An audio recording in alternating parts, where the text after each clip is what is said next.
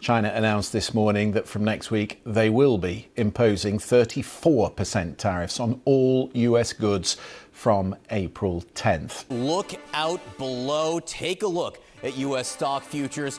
All markets on edge and dropping. These futures just took a notable turn downward again on the heels of the worst day Wall Street has seen in 5 years. Now, የዋሽንግተኑ ሰው ፕሬዝዳንት ዶናልድ ትራምፕ ከሰሞኑ ከ57 የዓለም ሀገራት ቀጥተኛ ከ11 እስከ 50 በመቶ የታሪፍ ጭማሪ ሲጥሉ ከሌሎች ፕላኔታችን ሀገራት ወደ አሜሪካ ምርት በሚያስገቡት ላይ ደግሞ የ10 በመቶ የታሪፍ ውሳኔ ማሳለፋቸውን ማሳወቃቸው ይታወሳል። የፕሬዝዳንቱ ውሳኔ በቻይና ቁጣን ከመቀስቀሱም ባለፈ አውሮፓውያኑን ማስደንገጡና በመላው ዓለም ግራ መጋባትን መፍጠሩም ሲነገር ቆይቷል።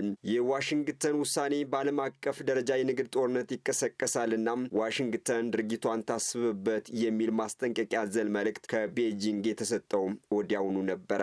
ለቤጂንግ ማስጠንቀቂያ ምንም ከዋሽንግተን የተሰጠ ምላሽ ካለመኖሩም ባለፈ ፕሬዝዳንት ትራምፕ የታሪፍ ፖሊሲውን እንደማይለውጡ ታሳውቀዋል። ይህንኑ ተከትሎም ቤጂንግ ከዋሽንግተን ለተጣለባት የ34 በመቶ ታሪፍ ያጸፋ ምላሽ ይሆናል ያለችውን ከአሜሪካ ወደ ሀገሯ በሚገቡ ምርቶች ላይ የ34 በመቶ ታሪፍ መጣሏ ተነግሯል። ይህ የቤጂንግ ጠንካራ የበቀል እርምጃ አንዱ ማሳያ ነው እየተባለ ነው።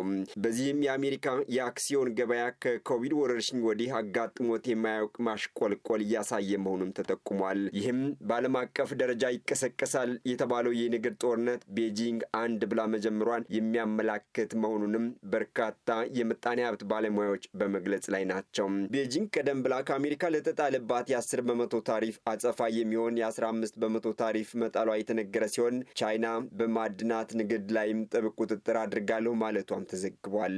ይህ አሁን ቻይና የምትተገብረው ያጸፋ ምላሽ የሀገሪቱን ብሔራዊ ጥቅም ለማስከበር ያለመ መሆኑ እየተነገረ ነው። የቤጂንግና ያጸፋ ውሳኔ ተከትለው የዋሽንግተኑ ሰው ትሩዝ በተሰኘ ማህበራዊ ትስስር ገጻቸው እንዳሳወቁት ቻይና የማያዋጣ ጨዋታ ጀምራለች ሲሉም የቤጂንግን ውሳኔ አጣጥለዋል። አሜሪካውያን ሀብታም የመሆን ጊዜው አሁን ነው የሚሉት ፕሬዝዳንቱ ባሳለፉት የታሪፍ ውሳኔ የሚቀርብባቸውን ወቀሳ ማጣጥለዋል። ከባለፈው ረቡዕ ጀምሮ የፕሬዝዳንቱ ውሳኔ በመላው ዓለም ውዝግብ ከመፍጠሩም ባለፈ መነጋገሪያነቱም እንደቀጠለ ነው። አልጄዚራ፣ ቢቢሲና ሮይተርስ የዘገባ ምንጮቻችን ናቸው።